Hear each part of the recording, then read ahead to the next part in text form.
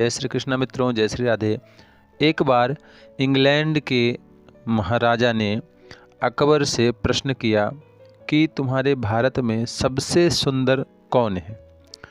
जब इस प्रकार का प्रश्न उसने अकबर से किया तो उस समय मुगल सम्राट अकबर भारत के राजा थे। इन्होंने सोचना प्रारंभ कर दिया कि आखिर हमारे देश में सबसे ज़्यादा सुंदर कौन है। इन्हीं के पास में विराजमान थे तानसेन। तो तानसेन ने कहा, महाराज हमारी दृष्टि में तो इस संसार में एक ही सबसे ज़्यादा सुंदर है। तो अकबर ने पूछा, कौन? तानसेन जी ने बताया, वह मुरली मनोहर श्यामला सलोना भगवान श्री कृष्ण का ही सुंदर मुखड़ा है जो सबसे ज़्यादा सुंदर है, जो कि श्रीधाम वृंदावन में विराजते हैं। इस तरह की बात सुन करके अकबर प्रसन्न हो गया और बांके बिहारी जी सबसे सुंदर हैं, भगवान श्याम सुंदर सबसे सुंदर हैं, ऐसा उसने उस पत्र में लिख करके जवाब दे दिया। अब यह बात जब उनको पता लगी कि इनके देश में सबसे ज़्यादा सुंदर इनके भगवान कृष्ण हैं, बड़ा प्रसन्न हुए वह भी, क्योंकि कोई अपनी बड़ाई करे इससे नाराज़ होता है व्यक्ति। मीराबाई बहुत ही बड़ी भक्त थीं भगवान श्री कृष्ण की, और इनका विवाह विक्रम सांगा के साथ हुआ था, जो महाराणा सांगा की पुत्रवधू थीं और विक्रम सांगा महाराणा सांगा के पुत्र थे। विक्रम सांगा जो थे वह मीराबाई से बहुत चिढ़ते थे। कई बार इन्होंने प्रयत्न किया था मीराबाई को मारने का, किंतु कभी भी यह सफल नहीं हुए। एक बार अकबर ने पुनः प्रश्न किया तानसेन से कहा कि जो भगवान आपके इतने सुंदर हैं, उन भगवान के भक्त भी होंगे? तानसेन ने कहा, हाँ बिल्कुल। तो उनमें से सबसे सुंदर कौन है और किसको भगवान चाहते हैं? क्या भगवान के दर्शन किसी ने पाया? तो उन्होंने कहा, तानसेन जी ने कहा, महाराज हमारी दृष्टि में तो ऐसे बहुत सारे लोग हैं इस समय, किंतु इस समय वर्तमान में मीराबाई हैं जो भगवान श्री कृष्ण से बातें करती हैं और भगवान कृष्ण के भजन में ही लिप्त रहती हैं। तो अकबर ने कहा कि मैं उन मीराबाई का दर्शन करना चाहूँगा। तानसेन ने कहा, ठीक है महाराज, दर्शन तो हो जाएंगे, किंतु आप इस समय सम्राट हैं तो आपको वेश बदल करके जाना चाहिए। अकबर ने यह बात स्वीकार कर ली और भगवान द्वारकाधीश के भक्त मीराबाई का दर्शन करने के लिए अकबर और तानसेन दोनों भेष बदल करके चले। मीराबाई के पास जब पहुँचे तो किसी ने बताया कि मीराबाई महल में नहीं है। तो पूछा गया कि भाई कहाँ मिलेंगी? तो उन्होंने बताया कि देखिए महल में तो अभी मीराबाई नहीं है, मीराबाई जाइए यहीं कुछ दूर में भगवान कृष्ण का मंदिर है, उस मंदिर में इस समय भजन में वह लिप्त होंगी। यह सुन करके तानसेन और अकबर मीराबाई के पास गए, मंदिर में भगवान का दर्शन किया और एक कोने बैठ गए। देखा कि मीराबाई भगवान के भजन में लिप्त हैं और इतनी आनंदित हैं कि उनके आँखों से आंसू बह रहे हैं। यह दृश्य देख करके अकबर तो हैरान रह गया, चौंक गया। इतना तेज था मीराबाई में कि उसने सोचा कि इतना तेज एक साधारण स्त्री में, सांसारिक स्त्री में कैसे समा सकता है और कैसे आ सकता है। कितनी तेजवान है यह स्त्री, निश्चित ही यह भगवान की अनन्य भक्ता है। और इस प्रकार से जब उन्हें पता लगा मीराबाई को कि कोई राजा हमारे दरबार में आया है भगवान के दर्शन करने के लिए, किंतु यह बात उन्होंने प्रकट नहीं की, आभास तो हो गया था, प्रकट नहीं की। तो जा कर के उन्होंने कहा कि मैं आप भगवान के भक्तों का सेवा करना चाहती हूँ। अकबर ने मना कर दिया कि नहीं, मैं आपके भगवान के दर्शन के लिए आया था और अब मैं जा रहा हूँ। तो अब पता नहीं अकबर के मन में क्या आया, उसने एक अपने गले से दिव्य मोतियों की महंगी माला उतार करके मीराबाई को दान कर दिया। कह दिया कि यह हमारी तरफ से आप भगवान कृष्ण के चरणों में चढ़ा दीजिए। मीराबाई ने मना कर दिया कि नहीं नहीं, हमारे बांके बिहारी कोई दान दक्षिणा नहीं लेते, यह तो भाव और श्रद्धा के भूखे हैं। अकबर ने कहा, नहीं, हमारी तरफ से यह छोटी सी भेंट भगवान को अर्पित कर दीजिए, हमें अच्छा लगेगा। यूँ कह कर के अकबर छोड़ करके भगवान द्वारकाधीश के चरणों में वह दिव्य माला चला गया। भगवान द्वारकाधीश भगवान भक्त के सदैव ही प्रेमी थे और वह भी मीराबाई जैसी भक्त हों तो फिर कहना ही क्या, पूछना ही क्या। मीराबाई तो 24 घंटे, यहाँ तक कि निद्रा में भी भगवान का जय श्री कृष्णा जय श्री कृष्णा जय श्री कृष्णा नाम जपा किया करती थी। तो मीराबाई जी स्वीकार करके उस माला को अकबर चला गया तानसेन के साथ में, और मीराबाई ने उस माला को डाल दिया भगवान के हाथ में। भगवान बड़े प्रसन्न हो गए।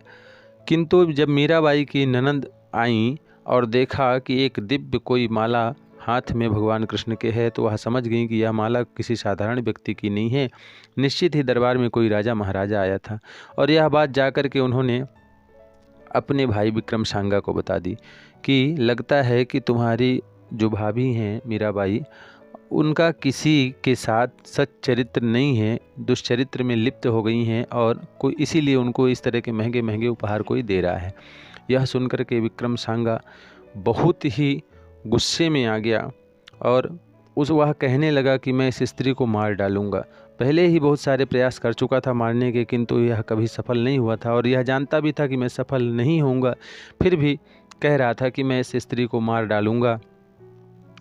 और मीराबाई के पास जब गया विक्रम सांगा और मारने के लिए उद्यत हुआ, तो इतना आश्चर्य हुआ कि उस माला अपने आप टूट करके मीराबाई के चरणों में आ गई। तब भी इसे विश्वास हो जाना चाहिए कि यह भक्ति का चमत्कार ही है, साक्षात चमत्कार देख रहा, फिर भी मान नहीं रहा था। विक्रम सांगा फिर भी नहीं माना और उस माला को ले करके छीन करके आ गया। जब आया उस माला को टांग दी, तो और एक आश्चर्य हुआ, उस माला की हर मोती में अकबर का नाम लिखा था, हर जगह अकबर अकबर लिखा हुआ था। तब भी इसके समझ में नहीं आया कि यह भगवान का ही दिव्य चमत्कार है, और बहुत ही प्रताड़ना देने का प्रयास करने लगा कई तरह से। कई बार इसने तो जहर खिलाए, जहर भी कैसा, सर्प को एक टोकरी में भर करके मीराबाई को दे दिया इसने, और अपने दूत से कहलवाया कि जाओ कह देना कि विक्रम सांगा ने इसे भेजा है, इसमें भगवान शालिग्राम है। तो आप विश्वास नहीं करेंगे मित्रों, जैसे ही मीराबाई ने खोला उस टोकरी को, तो वास्तव में वह सर्प शालिग्राम का रूप ले चुका था। यही भगवान की महिमा है, यही भगवान की भक्ति है। जो भक्त चाहे, जो भक्त सोचे, जो भक्त कहे वही हो।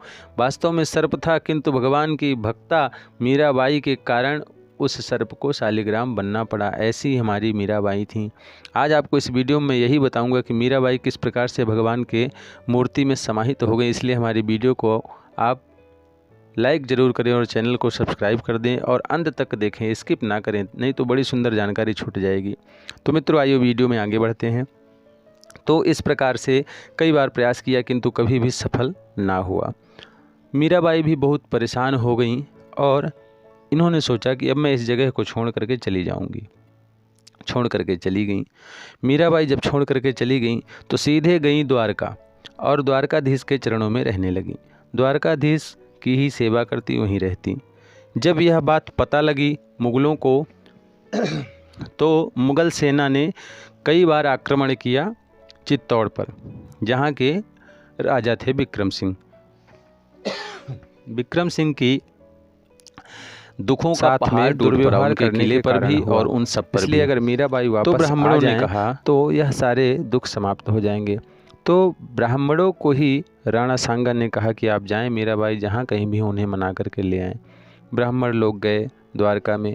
द्वारकाधीश भगवान की सेवा पूजा में भगवती मीरा लिप्त थी, उन्हें पता लगा। और इधर विक्रम सांगा और राणा सांगा बहुत क्रोधित थे मीराबाई से, किंतु यह चाहते थे कि कोई ये ना कहे समाज में कि मीराबाई इनकी जो बहू है वह द्वारका में जाकर के बन बन भटक रही है। इस वजह से इन्होंने ब्राह्मणों को बुलाने भेजा। ब्राह्मणों की बात जब मीराबाई ने सुनी तो ब्राह्मणों ने कहा, मीराबाई अगर आप चित्तौड़गढ़ वापस नहीं चलेंगी तो हम सब भी लौट करके नहीं जाएंगे बिना आपको लिए।